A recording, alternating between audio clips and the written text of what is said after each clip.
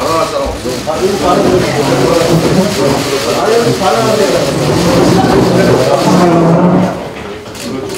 대표 하라고 했잖아. 뭐라는 거야?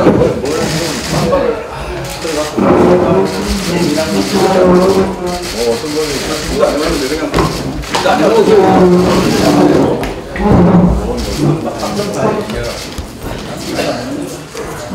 예, 이제 회의를 시작하도록 하겠습니다. 오늘은 본회의가 예정되어 있는 날입니다. 제110차 정책 조정회의를 시작하면서 홍영표 원내대표님의 말씀이 있겠습니다. 네, 수험생들이 한창 수능 1교시 시험을 치르고 있습니다. 60만 수험생 모두가 실력 100% 발휘하기를 기원합니다. 차분한 마음으로 시험을 치른다면 노력의 대가를 반드시 얻을 것이라 생각합니다. 모든 수험생과 학부모님들께 그동안 고생이 많았다는 말씀을 드립니다.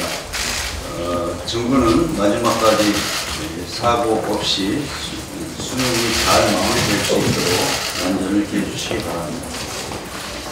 자유한국당과 바른미래당이 오늘 본회의를 보이콧하겠다고 합니다. 오늘 본회의는 국회의장과 여야 원내대표들이 함께 약속한 국회 일정입니다. 그런데도 본회의 개최 하루 전에 일방적으로 불참을 선언했습니다. 장관 인사에 대한 대통령 사과와 민정수석 사퇴 요구를 관철시키기 위해 국회 일정을 볼모로 삼는 행위입니다.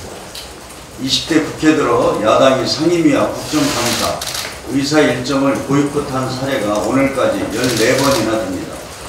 이쯤 되면 보이콧 중독증이라고 해도 과언이 아닐 것입니다. 두 보수 야당에게 민생과 경제는 안중에 없는 것인지 묻고 싶습니다. 오늘 본회의에는 어린이집 평가 인증을 확대하는 영유아 보육법 개정안 등 90건의 민생 법안이 처리될 예정입니다. 야당도 합의한 비쟁점 법안들로 국민의 삶과 직결된 시급한 민생 법안들입니다. 대통령의 정당한 인사권 행사를 문제 삼아서 국회를 멈추게 하겠다는 행태는 국민에 대한 도리가 아닙니다. 우리 당은 오늘 본회의가 정상적으로 진행될 수 있도록 최선을 다하겠습니다. 어제 금융위원회 산하 증선이가 삼성바이오로직스의 회계 처리에 부정이 있었다고 결론을 내렸습니다. 2016년 증시 상장을 앞두고 고의로 분식 회계를 해서 기업 가치를 부풀렸다는 것입니다. 고의 분식 회계는 자본시장 질서를 심각하게 왜곡하는 범죄 행위입니다. 금융당국은 이번 분식 회계에 대한 책임을 엄중하게 물어야 할 것입니다. 기업들도 회계 투명성에 대한 책임과 경각심을 가져야 합니다. 회계 조작을 통해 기업 오너 일가의 지분 승계를 유리하게 만들려는 행위는 결코 용납할 수 없습니다.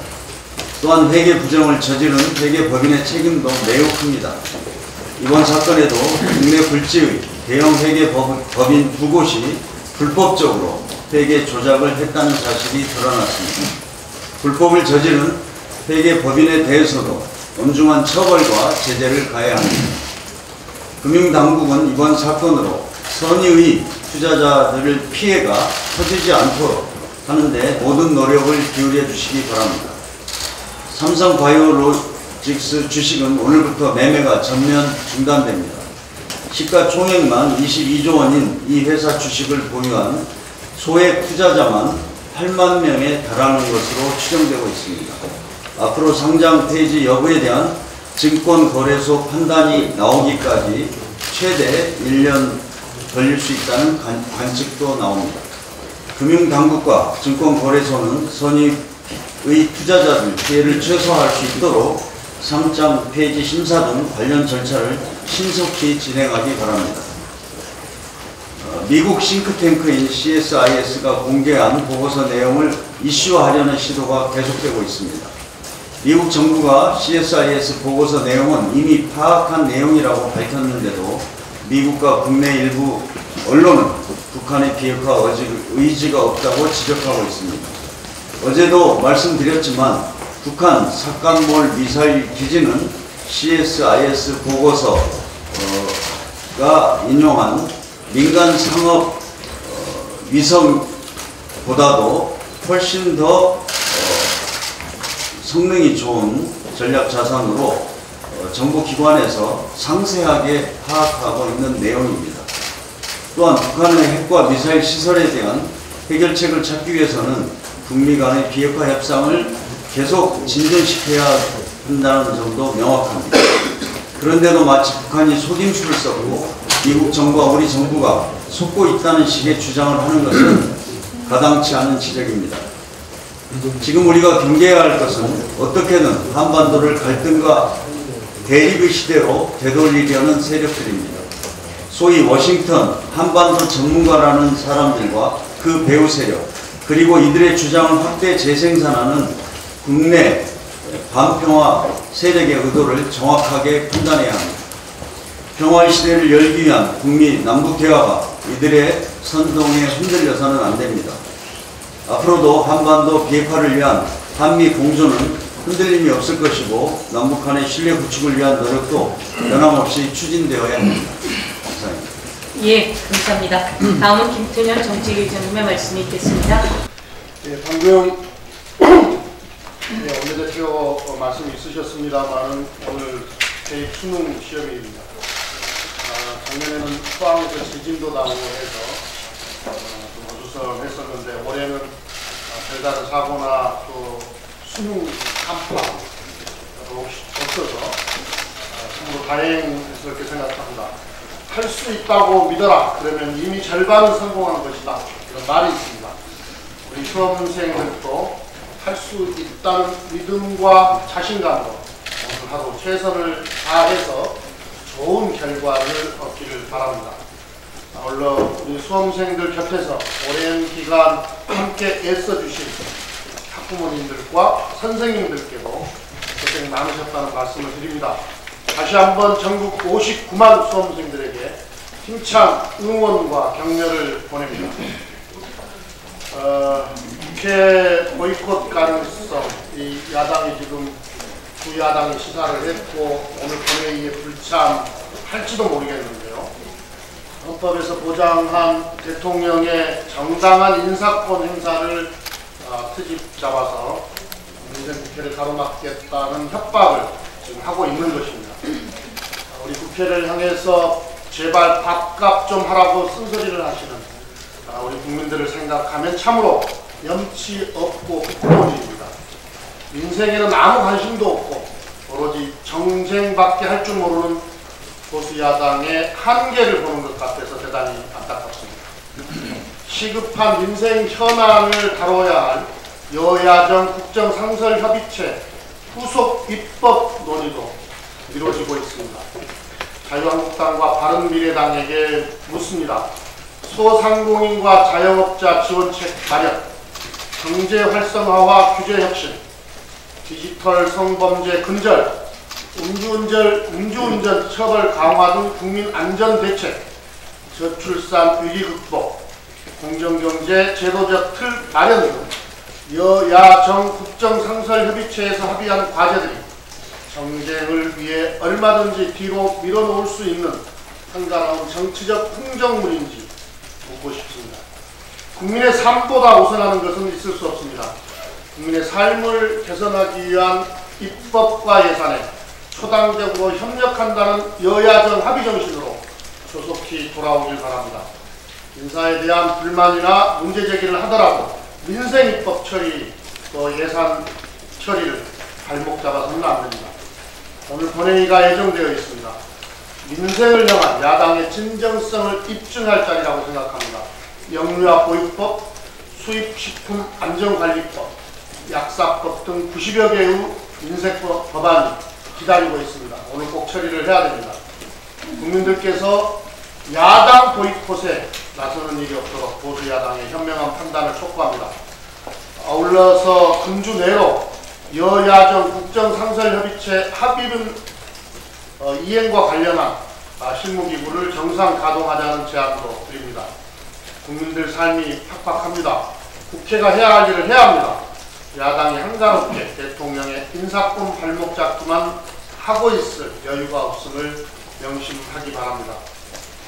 내일 서울시와의 예산정책협의회를 마지막으로 우리 당과 광역자치단체와의 예산정책 협의가 모두 마무리됩니다. 전국 순회 예산정책협의회를 통해 지방 분권과 균형 발전에 대한 우리 당의 의지와 비전을 충분히 설명했고 또 전달됐을 것이라고 생각합니다.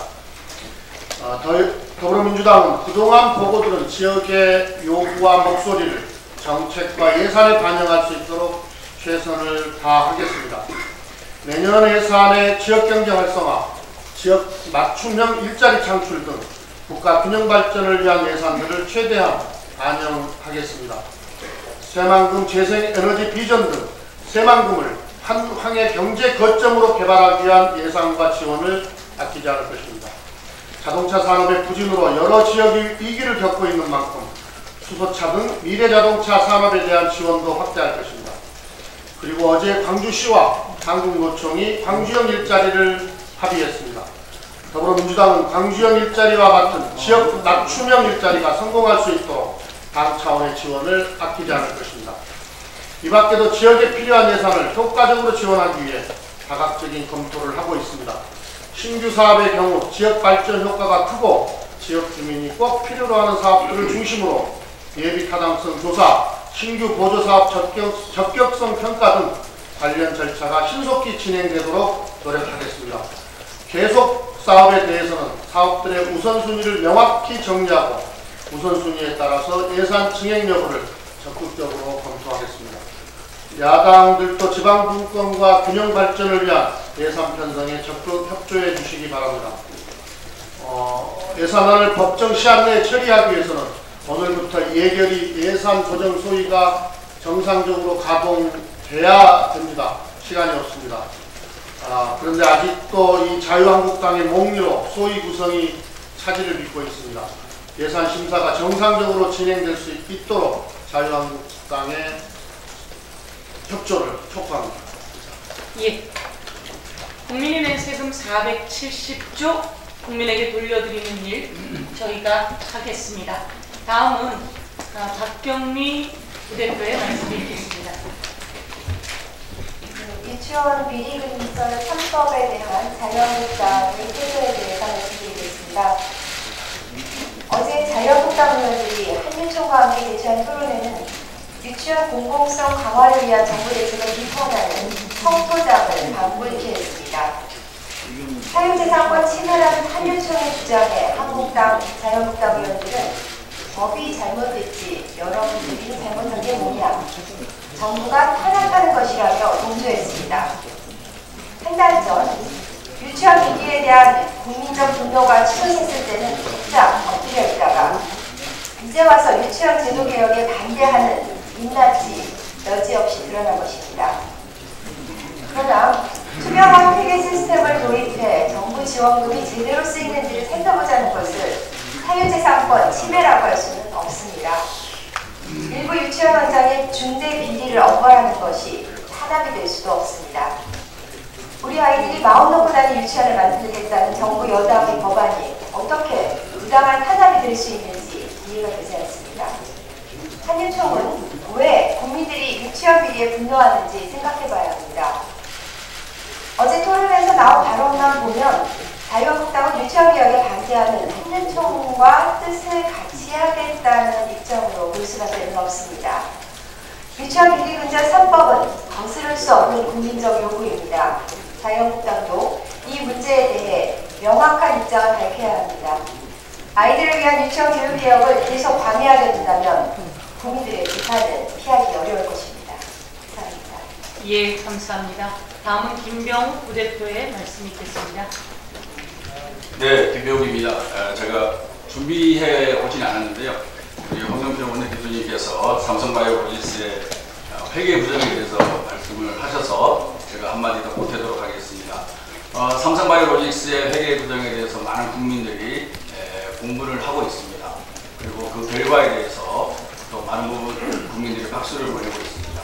그리고 우리는 이번 이 사건을 통해서 여러 가지 과제를 안고 있습니다. IFRS라고 하는 국제회계 기준에서 공정가치 분석이라는 것이 과연 타당한 거냐, 그리고 그 분석하는 주체인 회계법인에 너무 큰 재량을 주지 않았느냐, 이런 문제제기를 하고 있고요. 국민연금의 어결권 행사에 대해서도 많은 의견이 오가고 있습니다. 반드시 앞으로 제도 개선이 되어야 할 부분이라고 생각하고요. 또 한편에 이 결과로 인해서 정말로 과감한 처벌과 징계가 따라야 될 것으로 보입니다. 그런데 저희가 또 하나 간과해야 돼서는 안 될 부분이 바로 투자자 보호 측면입니다. 우리 증권시장은 다 아시다시피 기업의 자금을 조달하는 시장입니다. 이번에 삼성바이오로직스 같은 경우가 기업의 자금 조달하는 과정에 있어서 회계부정과 기업가치 뻥튀기로 결론이 드러났습니다. 따라서 기업의 자금 조달하는 과정에 있어서의 이 제도를 악용한 기업가치 뻥튀기는 반드시 근절되어야 합니다. 그런데 한편에는 또 투자자 보호에 대해서도 우리가 함께 고민을 해야 된다고 생각합니다. 기업의 자금 조달과 투자자 보호 장치가 같이 가야지 우리 자본시장이 건전하게 발전할 수 있기 때문입니다. 삼성바이오로직스는 시가총액이 22조고 투자자만 약 8만 명이 넘고 있습니다. 그리고 이 투자자들의 상당수는 거의 대부분은 유통시장에서 주식을 매매를 한 분들입니다. 따라서 현재 삼성바이오로직스로 인한 증권시장의 불안을 금융당국은 빨리 해소하는, 그리고 빨리 안정화하는 방법으로 이를 처리해야 된다고 생각합니다. 그것은 매매거래 시간을 최대한 단축하는 것입니다. 올해부터 삼성바이오로직스의 매매거래가 정지가 되었는데요. 증권거래소 규정에 따라서 최대한 빠른 시간 내에 상장 폐지 여부에 대한 심사를 종결하고 매매거래 정지 기간을 단축시켜서 증권시장에서 불안해하고 있는 많은 투자가들한테 심리적인 안정을 부여할 책임이 금융당국에 있다고 생각합니다. 저희가 잘못한 것은 처벌하되 선의 피해자가 나오지 않는 현명한 결정을 해야 될 시점이라고 보고요. 처벌을 하되 앞으로 더 이상 이것이 재발되지 않게끔 제도 개선 또한 저희가 앞장서야 할 것으로 봅니다. 이상입니다. 예, 감사합니다. 어제 이런 일이 있었습니다. 한 의원님으로부터 언론인분들로부터 연락이 왔습니다. 내일은 본회의가 열리지 않습니다. 무쟁점 법안은 다음 본회의에서 처리하게 될 것입니다. 라고 하는 문자가 왔다며 오늘 본회의가 열리지 않느냐고 질문이 왔습니다. 깜짝 놀랐습니다. 제가 협상도 하고 우리 대표님께서도 그런 말씀이 없었는데 이런 문자가 공공연히 그냥 나간 것에 대해서 여야가 협의하지도 않고 일방적으로 통보하는 문자 방식에 대해서 저희는 깜짝 놀랐습니다. 국회의장실에 질의했습니다. 국회의장실에서도 그런 내용을 전혀 모르고 있었습니다. 이것은 여야가 함께 이야기할 수는 있습니다. 그렇지만 일방적인 문자를 날리는 것은 기본적인 도의에 어긋나는 것이다. 이렇게 말씀드리겠습니다. 오늘 본회의가 예정되어 있습니다. 오늘 본회의에는 여야 간 쟁점이 없고 국민의 실생활에 도움을 주는 법안들입니다. 먼저 몇 가지를 살펴보겠습니다. 영유아 보육법입니다. 500세대 이상 공동주택에는 의무적으로 설치하게 되어 있는 어린이집을 국공립 어린이집으로 설치하고 운영하도록 하고 중소기업 공동직장 어린이집에는 국공유 재산을 무상 배부할 수 있는 근거 조항을 마련하는 내용의 국공립 어린이집을 확대하기 위한 내용이 담긴 법안이었습니다. 새학기가 시작되기 전 이제 이와 같은 법률이 빨리 통과되어야 부모들이 안정적으로 안심하고 어린이집을 이용할 수 있을 것입니다. 오늘 이 법안이 통과될 예정입니다. 다음은 신분증을 위변조한 청소년들로부터 선량한 자영업자를 보호하는 법안입니다. 선량한 자영업자들은 신분증을 위변조한 청소년들 때문에 영업 정지를 2달 정도 해야 하는 상황이 벌어진 경우가 많았습니다. 끝내는 가게 문을 닫아야 하는 일들이 있었습니다. 이제 선량한 자영업자들이 그토록 바라던 신분증 유변조한 무전 취식 미성년자로부터 선량한 자영업자를 보호하는 법안이 오늘 드디어 통과되게 되었습니다. 그리고 다음입니다. 소상공인을 위한 전용 모바일 상품권을 오늘 발행할 수 있도록 하는 소상공인 보호 지원에 관한 법률안이 통과되기로 예정되어 있습니다. 시장이 들어선 곳에 지자체 소유의 토지 대부 기간을 5년에서 10년으로 연장하는 전통시장 육성법도 있습니다. 중소기업 청년 근로자들에 대한 지원을 담은 중소기업 인력 지원 특별법도 있습니다. 이처럼 소중한 민생을 위한 법안, 자영업자를 위한 법안, 그리고 소상공인들을 위한 법안, 청년들을 위한 법안, 이것이 오늘 예정되어 있는 90여 개의 무쟁점 민생 법안입니다. 누구 마음대로 다음 본회의로 넘긴단 말입니까? 이 법안 통과를 위해서 보수 야당들의 긴급한 협조를 당부하겠습니다. 그리고 한 가지만 더 말씀드리겠습니다. 보수 야당이 그런 얘기를 합니다. 청와대에서 7대 인사청문회 기준을 마련해 놓고 그 기준에 어긋나는 사람들을 계속 임명하고 있다라고 하는 내용을 이야기하고 있는데요. 이것이야말로 가짜 뉴스입니다. 지금까지 현 정부에서는 인사청문 보고서 채택 없이 임명된 장관들 중에 7대 배제 기준에 위배되는 사안이 없었음을 다시 한번 말씀드리고, 이에 대해서 의문이 가면 청와대에서 내놓은 7대 배제 기준을 다시 한번 알려드릴 테니 꼼꼼히 읽어보실 것을 당부드리겠습니다. 그러면 이상으로 말씀을 마치고 오늘 정책조정회의를 마치도록 하겠습니다.